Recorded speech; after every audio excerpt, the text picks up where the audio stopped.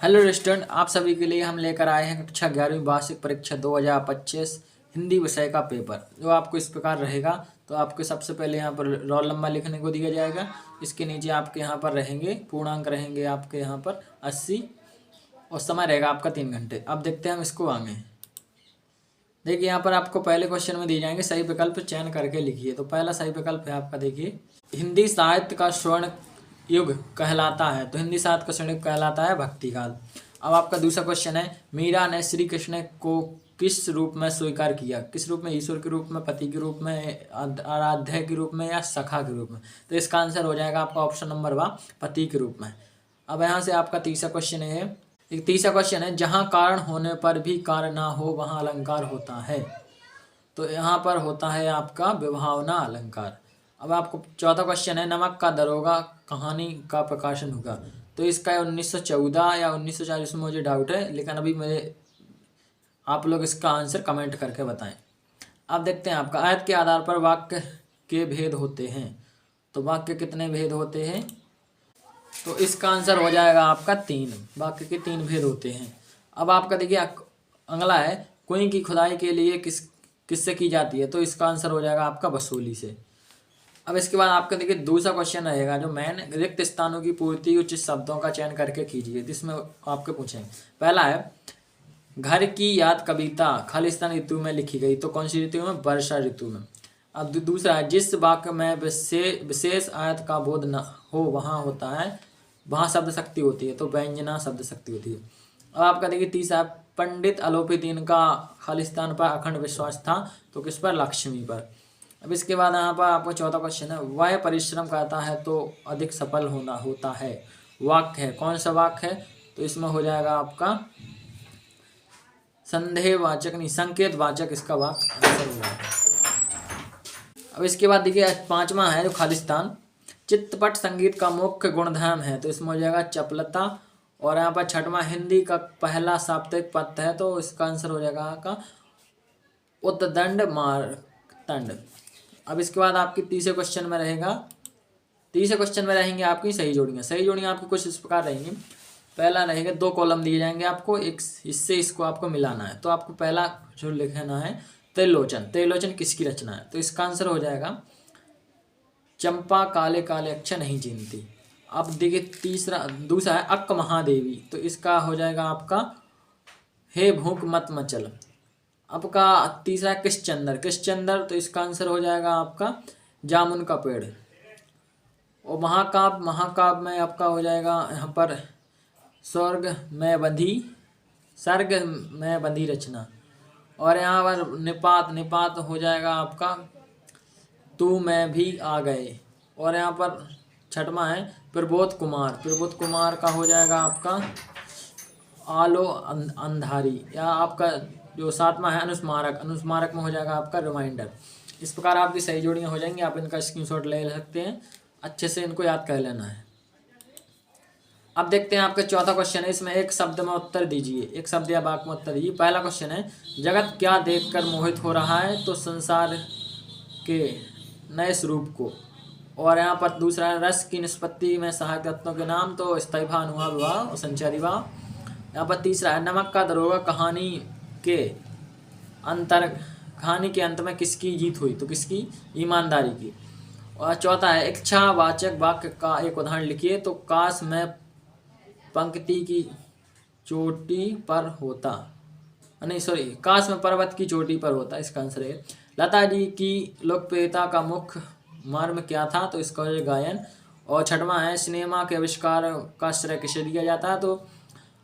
तो इसमें हो जाएगा आपका आंसर। और सातवां है, कवित्री रोने के लिए क्या बचाना चाहती है? तो अकेलापन।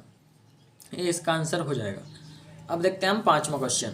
देखिए पांचवें क्वेश्चन में 7 पूछे गए हैं। पिछला जो दूसरे नंबर का 7 है, छंद में गुणों की संख्या 9 होती है। तो आपका 7 है। गलता लोहा पाठ के लेख शेखा जोशी है। तो आपका 7 हो जाएगा। और अगला है, चित्त में उत्तेजना का संचार मधुर गुण में होता है। ये आपका 7 हो जाएगा। यहाँ पर 7 लिखा है, ये मिस्टेक हो गया है। अब लोकोक्ति के पीछे कोई घटना या कहानी अवश्य होती है। तो ये आपका 7 है। सहकारी पत्र अनौपचारिक पत्र का श्रेणी में आता है। तो आपका 7 है। अब देखते हैं छठवां क्वेश्चन। छठवां क्वेश्चन है, कवि ने अपने आप को दीवाना क्यों कहा? इसका तो है, चंपा को किस बात का विश्व अथवा अचरज होता है और क्यों? अब सातवां क्वेश्चन है, नई कविता की दो विशेषताएं एवं दो कवियों के नाम लिखिए, अथवा छायावादी काव्य की दो विशेषताएं लिखिए। दोहा छंद की परिभाषा उदाहरण सहित लिखिए, और यहाँ वक्रोक्ति अलंकार की परिभाषा उदाहरण सहित लिखिए। और इसका देखिए नौवां क्वेश्चन है, महाकाव्य खंड काव्य में दो अंतर लिखिए, अथवा नाटक या एकांकी में कोई दो उदाहरण सहित लिखिए। 10वां क्वेश्चन है, मुंशी बंशीधर ने अपना मित्र और पथ प्रदर्शक कैसे बनाया? और अथवा है, शिव शंभू के दो गायों की कहानी के माध्यम से लेखक क्या कहना चाहता है? 11वां क्वेश्चन है, तकनीक शब्द से क्या तात्पर्य है? इसके बाद देखिए 11वें का तो आया, शब्द युग्म किसे कहते हैं या कितने प्रकार के होते हैं, नाम लिखिए। यहाँ पर है, राजभाषा और राष्ट्रभाषा में कोई दो अंतर लिखिए। 13वां क्वेश्चन है, इससे पहले 12वें का तो है, विज्ञापन लेखन में किन बातों का ध्यान रखना आवश्यक होता है? 13वां है, निर्देश अनुसार क्या परिवर्तित करके लिखी, वाक्य परिवर्तित करके लिखना है। लुट्टन ढोलक को अपना गुरु मानता था, निषेधवाचक। गणित का प्रश्न पत्र बहुत कठिन है, इसको बिना अर्थ बदले। और इसका अथवा है, निम्नलिखित वाक्यों को शुद्ध करके लिखिए। देखिए इसमें कई ऑफिसों के अधिकारी छुट्टी लेकर चले गए, इसको आपको गलत लिखना है। और अथवा है, बंदूक एक उपयोगी शस्त्र है। अब देखते हैं 14वां क्वेश्चन। देखिए 14वें का अथवा, राजस्थान में क्वीन किसे कहते हैं? और 15वां है, पीप पत्रकारिता से क्या आप क्या समझते हैं? अथवा डायरी लेखन की दो महत्वपूर्ण विशेषताएं लिखिए।